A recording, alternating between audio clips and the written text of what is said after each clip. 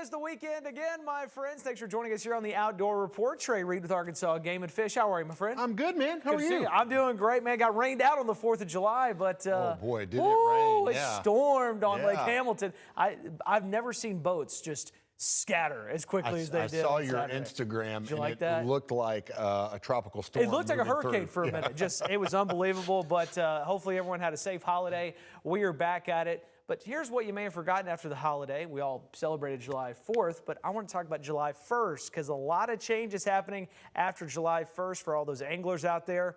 What do the people need to know? Well, the good thing to know is you said a lot of changes, pretty minor changes. Let me take that back. There are a number of changes, but most of them are fairly minor. Minor changes, all right? Now, the big thing, Hayden, is that, typically new fishing regulations go into effect on January 1st. Right. The way it's been for years. But in order to make things a little more consistent, this year, new hunting regs, new fishing regs all start July 1. That's our fiscal year for the state. And so it aligns well there. So that's the main thing. I wanted you to know, like, where often you hear about the rule changes in April and May. And fishing-wise, they don't go into effect until January. Not the case this year. Some of the things that you might notice for our smallmouth bass anglers, smallmouth are actually going to get a little bit more protection. That's something that anglers have asked us for. We have designated 10 flowing water streams, rivers in the state as blue ribbon streams for smallmouth bass. Only one fish can be kept per day, and it's got to be longer than 15 inches. Now, we know from many of our studies, most people fishing for smallmouth are catch and release fishing anyway, but this was something that a lot of smallmouth fans had asked us to do, and so I'm not going to go through the whole list, but it's the places you'd think of: the Buffalo, Crooked Creek, Spring River, the Illinois River, Kings River. Many of the usual suspects for smallmouth streams are now going to have that additional protection. Speaking of additional protection, we were talking walleye before we came on this morning. You ate some recently. Delicious. Eat it up. Oh, yesterday. Oh my gosh, phenomenal. But if you go to catch your own walleye to take home and cook at Greer's Ferry Lake, now the minimum length limit is going to be 16 inches instead of 14 inches. We've talked a lot on the Outdoor Report about trout regulations. We had to make them much more conservative because of the loss of fish at the Norfolk National Fish Hatchery. So basically the 2 fish a day limit on most of our tailwaters have to be under 14 inches. That is been extended. I mean, so that's been codified. And we thought that was going to happen. Exactly. Now, there are a few little differences depending on where you are on the White River, like below Norfolk, the regulation's slightly different.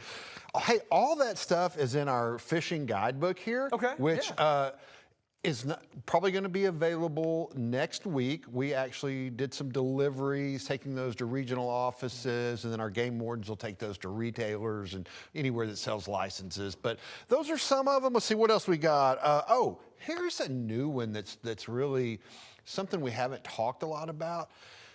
If you have a hunting or fishing license, this will not affect you in any way. But a new regulation that went into effect July 1st is that if you don't have a fishing license or hunting license, and you're going to use a game and fish wildlife management area or a game and fish lake, it's not like places like Ouachita or Hamilton, Greer's Ferry, but they're smaller game and fish lakes.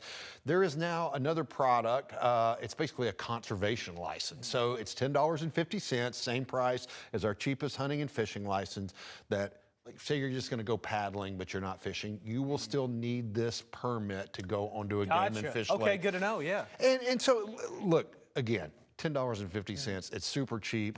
If you're a licensed angler or hunter, you don't need it. This is just a way for those folks who may be those non-consumptive users, the hikers, the paddlers, the scuba divers, hey, for you that want to go with your partner? They want to go. You want to support conservation in Arkansas. This is a way for you to do that. And the good news is that money goes straight into the conservation of those lakes and those wildlife management areas. Too easy. Too easy. $10.50. Yeah, so not a lot of significant changes, but again, there are some more, like length limits and the number of fish you can keep, like crappie on certain bodies of water. Some of that's changed, but not a lot of major changes. But again, all of that is covered right here, pages 8 and 9. The what's new for this year. What's new? Got you too. AGFC.com too. If you have all that stuff's on AGFC.com. Awesome. And if you don't can't get your hands on one of these, a physical copy of one of these, you can always find it on the app, a PDF version, or on AGFC.com. Love it too. The best part about the app too is you spend that $10.50, boom, saved right there on the app. You've got your hunting Everything's license. saved right there. Everything's great. Yeah. It's the best, man. And I've bookmarked anything I'm looking for.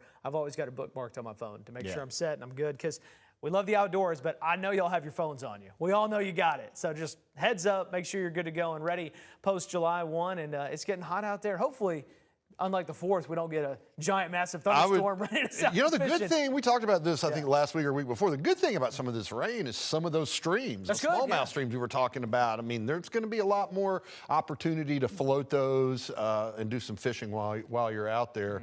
Now, they drop out pretty quick after the rain, but we're not talking about floating the upper portions of the Buffalo or some of the other streams this time of year normally. So that's a good thing. It's also good for young of the year fish. When our lake levels come up and it gets in the bushes and the trees, they have more places to hide. It means better fishing down the road. Look at the philosopher Luke Bryan. Rain is a good thing, baby. I love hearing it. Hey, good to see you, my friend. Good to see you, as Hayden. always. Thank I love you. the positivity. Every time this weather, and I go, wait, I'm going to text Trey because I know this is good for something. We'll find a silver lining somewhere. I love it. Hey, find you a good fishing spot. You'll have a great time. And remember, all this great info, not a bunch of changes, not a bunch, just a few. AGFC.com. Make sure you grab that $10.50. Make it easy on yourself, even if you need to get one.